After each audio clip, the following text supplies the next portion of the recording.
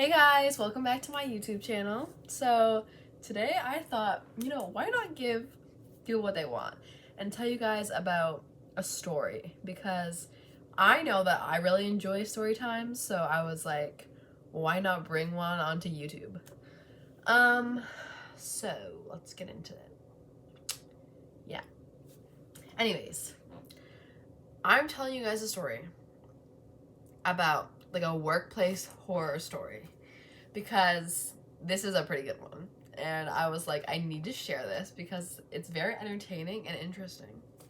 Do not mind my hair right now. Like, it's in a claw clip and I just washed it, so it's really like weird. What the heck? Look at that. That's funny. Anyways, so let's just get started. So my first job ever, I worked at Wendy's. I'm gonna say it. It was Wendy's. I am gonna say the name. I do not care if I get sued, because like, why would I get sued? No one's gonna sue me. Um, Wendy's is where I worked. Obviously, it's a really big fast food franchise. And I worked there for 3 months. Yeah, pretty exciting. I wanted a job in June of last year, so 2021, and I decided to hand my resume in at Wendy's. There are a reason why I handed it in there, though, which you need to know. I handed it in there because a guy I knew works there. We're gonna call him Jason because I don't want to tell you his real name. And he has like a really funny, outgoing like personality, so I really wanted to work with him. So when I handed my resume in there, I left, right? I handed it in, I left, and then I got a call like literally 5 minutes later that they want to have an interview, which I was like, okay. So I went in and had my interview, and then I got hired. So then I did my training, I think like the next day, and I was like, this is going really fast, like what?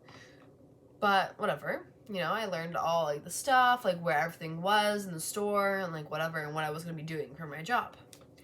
So basically, each person has like their own like job in the job, if that makes sense. So one person does like second window, they just do like food, and then like one person just stays at the front the whole time and does like taking orders from like the front of the store, and then the drive-through, and then like sandwich making, you know what I mean? So I was on first window and I had to take money, but I also had to do the dishes and clean the washrooms and sweep and mop the floors, and I take the money, like I said, like it's a lot to do, and I had to do this all by myself. Like no one else helped me. Like it was really like uninviting, I guess. And I would say like it was just, I wouldn't say it's the whole franchise that is like this. Like the whole franchise is like this, but specifically the management at the Wendy's that I worked at was ridiculous. Like they don't work there anymore. Like the management isn't the same. They changed it. And actually it's really funny because the Jason guy quit eventually, and then he went back there like a few weeks ago, and he is now a manager there, or like a supervisor or something, because the other management isn't like there. I think they quit or something, or got fired. I don't know, something like that. So that's really good that he works there again, considering everything. So one of my first like I really liked everyone there. I didn't have a huge problem. There was one employee, we're gonna call him Steve. I didn't like Steve at all. Like he drove me insane. I hated him because he would always like be really weird to like this girl. We're gonna call the girl Sarah. So me and Sarah, she trained me right when I got there. So she like taught me everything I need to know, which was really nice. But she has like a boyfriend, and her boyfriend doesn't work at Wendy's. But Steve, did I say Steve or Steven? Steven, whatever. He would hit on Sarah all the time, and her boyfriend got so mad. He kept like showing up at Wendy's, like, and would just stand in the drive-thru or like outside of it and like wait. It was so weird. But anyways, that was just like a little side story. So we're not gonna get into that really. But that was some weird thing. There's a lot of work drama, I realized. A lot of people had drama, and it was a lot to handle. So one of my first things that I got really angry about, which this is one of the reasons why I wanted to quit, is the management, because the management, not the employees really, but the management was really sucky there. The management, I told them I can only work 3 days a week. I'm still like a teen, like I want to enjoy summer, like I know like I want to work, but like they would put me on a lot of hours. So I was like, I don't want to work as much as you're putting me on. You know what I mean? And that's understandable. I shouldn't have to give them a reason. They should just not put me on the hours. Like if I can't work, you do not put me like on those hours. So they said okay, and then they continued to put me on the same hours. And I'm like, what the hell? And I was like, whatever, like you can't keep doing that. But they were just like, oh, whatever. Like they still kept doing it. So that's why I was getting really upset, because anytime I would speak, it's like they didn't even like take into consideration like my opinion on anything, which was super annoying. I remember this one specific time when I was working an 11 to 9 or 11 to 8, something like that. And it was like 4 o'clock and I needed a break. Like I literally was wanting a break so bad, but they wouldn't give me a break. And I was getting so upset about it because I wanted a break. Like by law, like I deserve a break. Like you have to give me a break, a 30-minute break if I work like longer than a certain amount of hours.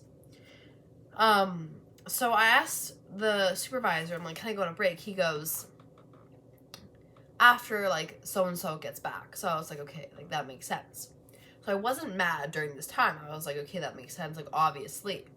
So I go back to the window and I'm like taking money and there's customers, so I'm just gonna take the money quickly because I did notice that so-and-so came back from their break. So then I go out and I hear someone, while I'm taking the money, I hear someone say, thanks, I'll go on my break now. So I'm like, what? So when I'm done taking the money from them and giving the money back and everything, I walk over to the supervisor. I'm like, can I go on my break? I realized so-and-so is back. He goes, oh, whoops, I just gave someone else a break. Guess you're gonna have to wait again. And I'm like, but I'm the type to like not speak up. So I'm like, whatever. So I just go back to my spot, whatever, doing money again. And he gives someone else a break after that person comes back. So I was getting so mad. Like I literally was just about to like leave the freaking store. Like I was this close. Like literally, if he sends one more fucking person, I'm going. I'm literally gone.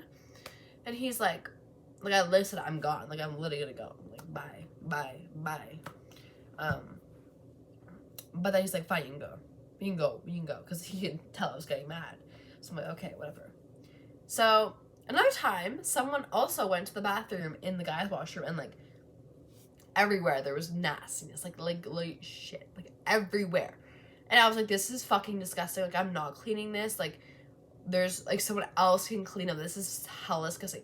Like you need to clean it. It's your job to clean. And I'm like, well, I didn't do this. And like, well, not because, well, everything that you don't do like doesn't mean you can't like clean it, like whatever. And I was like, I totally understand that, but this is actually disgusting. Like they purposely, like someone did this and they purposely didn't clean it or like flush this. Like this is disgusting. I'm not cleaning it. So I just didn't end up cleaning it. I mean, that was that.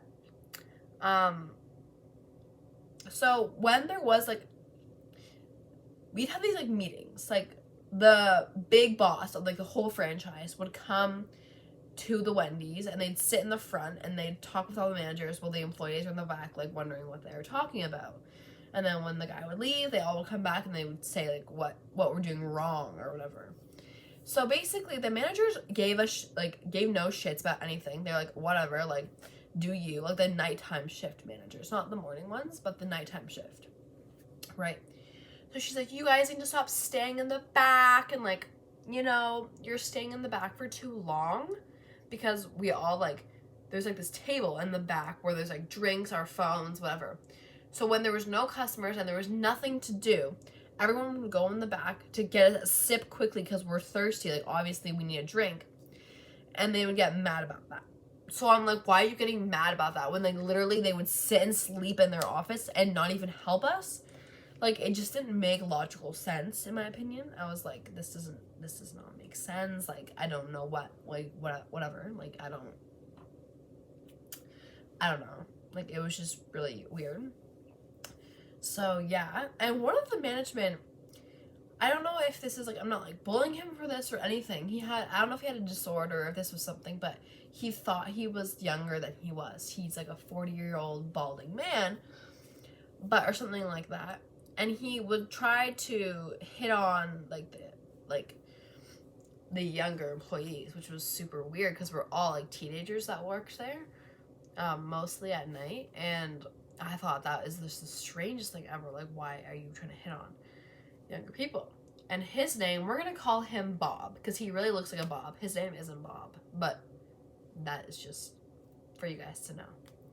So basically, I'm not gonna say, but they would be really rude. This one girl, one of the management would be so rude to my friend Jason, like so disrespectful, like yelling at him. He would like even sometimes cry, like it was really bad. They would just like yell at him for no apparent reasons. Like he would speak up for himself, and that's what would happen. So that's why no one would speak up for themselves at the place I worked. So he was done with it, and he quit. And for the last 2 weeks of him being like quit, they treated him like shit. Like they literally treated him like terribly, and like they just didn't treat him very nice. And they treat him like almost like you're not there. Like they treat you like you're not there for the last 2 weeks because you're quitting. They like, get mad and they get all upset about it. So yeah, he quit. And then after that, I realized I cannot stay here anymore. There's too much been going on, and I can't stay here. And especially, there's one employee that I didn't like, and his name, we're going to call him, there's so many names I have right now, holy. Let's call him John. And John would actually hit on younger girls. He even asked, like, where do you live? And I obviously lied. I was like, you know. And I literally would look at Jason, and I'd go like, this is my eye. So like, Jason would come over and then like talk to me, and the other guy, John, would leave so that like, he would walk away. When I told Jason to come over here, I was like with my eyes, you know what I mean? Like when you talk with your eyes. So I was like, oh my god, like he's literally trying to hit on me, like asking me where I live. It was just really weird and a very toxic environment altogether. So I was like, I'm done. So I wrote a letter, I printed it off, and I went to the office. I knocked on the door, I handed the letter in, and I like went back to my job doing it. And we have like these headsets, and one of the people called me on the headsets and was like, Brooklyn, can you come here? So I went over and like, why are you quitting? Blah blah. I'm like, oh, it's just like I don't like how you don't like listen to my hours and stuff. Like I did say that. And they're like, oh, like that's not true. Like you can like whatever, we'll put you on less hours, blah blah. And I'm like, no, it's fine. Like my mom said I can't work here anymore. And she's like, why? And I like literally made up excuses to get out of that. And like, but you're the face of Wendy's. Like you're our favorite employee, blah blah blah, like you do the best job here. Basically just like trying to manipulate me into staying, which I was not going to stay. So I like firm like stuff for myself, like no, like blah blah. Like, well, that's great that you think I'm your like favorite employee, but I'm not staying here. So again, the last 2 weeks of me working there, they treated me like I wasn't a person. Like they were like, you know, like I wasn't good enough because like I quit, so like I'm not gonna be working there. They treated me like not like how a person would be treated, I guess. So when I left, I was like so fucking happy. Like I literally was so happy that it was gone. Like it was the most stressful, annoying job I've ever had in my entire life. Like my worst job I've ever had. Now I work somewhere else, which is way better. I really enjoy where I work now, and I love every employee that works there. No one's weird and creepy. Yeah. So, actually, this is why I told you about, you know, why you tell me about a 40-year-old balding guy, you know, a weirdo. Well, that 40-year-old balding guy, the one that, you know, thinks he's a teenager, actually, I have it on my phone right now, he actually messaged me the other day. And that is where the story gets weird, because I was like, what the hell? So basically, he added me on TikTok, and this man is like remember, he's 40 years old. I was like, ew, like this is so weird. I haven't worked at this place in a year, and this man added me on TikTok, Instagram, and Snapchat. Like what the fuck? Like I was literally like sitting there like what the hell? Like it was so weird. Hold on, water break. And I was like, this is so weird. So he added me on TikTok, and I literally was like, I texted like my old employee, like my old like friend, Jason, and I was like, oh my god, like this is crazy, this is insane, like whatever. And it was kind of funny. He was like, that is weird. Anyways, so he messaged me. I'm gonna have text. I haven't opened it, I don't think, but I'm gonna find it on my phone right now. Yeah, right here. Okay, so I'm trying to like disclose. I don't want you to see. I haven't opened it. Should I open it here? I'm gonna open it because you're not gonna see now. But I don't know if you can see. But he says, hey Brooklyn, how have you been? It's blank from when you worked at Wendy's. So it was super weird. I don't know why he texted me this. He texted me this. Oh, I actually texted me this a while ago. Friday, May 13th is when he texted me that. So it's been a while, but it felt like it was only like a few weeks ago. But that was like the most recent thing. And I was like, that is so weird. Like, why is this workplace literally following me everywhere I go? Anyways, yeah. But that's really all that concludes my story time. I just wanted to tell you guys about it because I think it's so weird, and I definitely think if you guys are in like a workplace that is super toxic, don't feel bad for sticking up to yourself, like for yourself or anyone else. Like literally leave, quit. If you need the money, you can find another job. Like seriously, like that is not a good place to work. Like don't work somewhere where it's like really toxic. Just stand up for yourself, because I would not want to work there ever again. I would never work there ever again. And if I didn't quit, I would still be working there, and it would be still a toxic environment. So do you guys. You're all amazing. Please like, subscribe, and share on this video. Give it a thumbs up. And hit the notification bell if you want to. But see you guys next time. Bye.